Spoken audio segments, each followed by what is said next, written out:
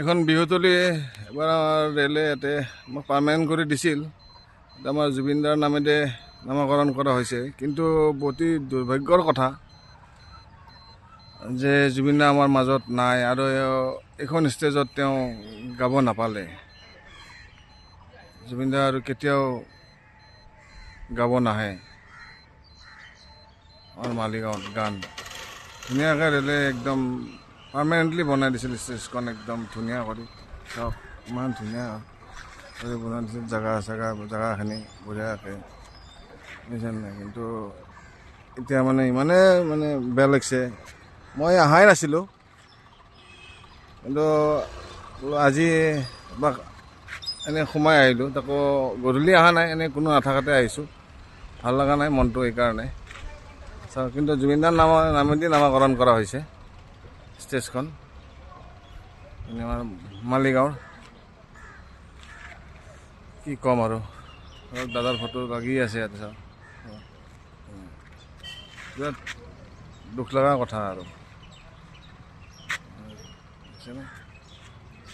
দাদাৰ ইয়াতে এৰাই গাব নাপালে। এইবাৰ শুনিছিলোঁ দাদা ইয়াতে অহাৰ কথা আছিল গান গাবলৈ, কিন্তু দাদাই অহা আমাৰ ভাগ্য নহ'ল তেওঁক চাবৰ কাৰণে, দাদাক লগ পোৱাৰ কাৰণে।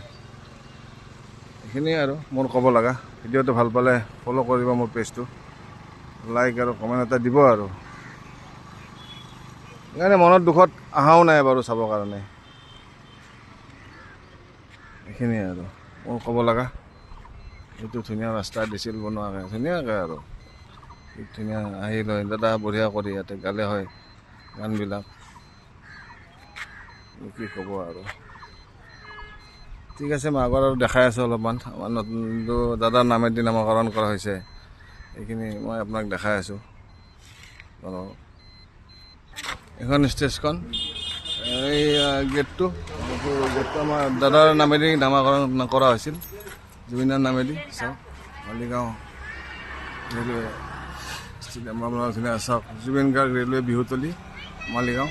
কিন্তু এইটো আমাৰ কপাল নহ'ল এইবাৰ যে আমি দাদাক চাম বুলি। আৰু কোনোদিনে নাহে আমাৰ মালিগাঁৱত। তেওঁ মালিগাঁৱত বুলি নাহে আৰু ক'তোৱে নাহে আৰু। এই দুখতে সেইকাৰণে অহাই নাই, ক'লোৱে আপোনালোকক মই। এটা অকলে আহিছিলোঁ আৰু দেখাওঁ বুলি আপোনালোকক। চাওক, যিহেতু ভাল পালে পেজটো ফ'ল' কৰিব।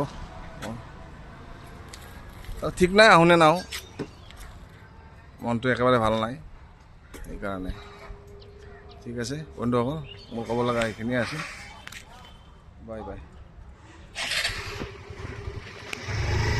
এইটো মোৰ দাদা, এইটো মোৰ দাদা দেই, দিনেশ কাকতি, আমাৰ ইয়াৰে মালিগাঁৱৰে আছে। দাদাহঁত আছে, আহিবা বিহুলৈ আহিবা। আহিব ৰাইজ, মাতি আছে আপোনালোকক, আহিব। হেৰি আছে আমাৰ কৃষ্ণমণি চুতীয়া আছে, আহিব।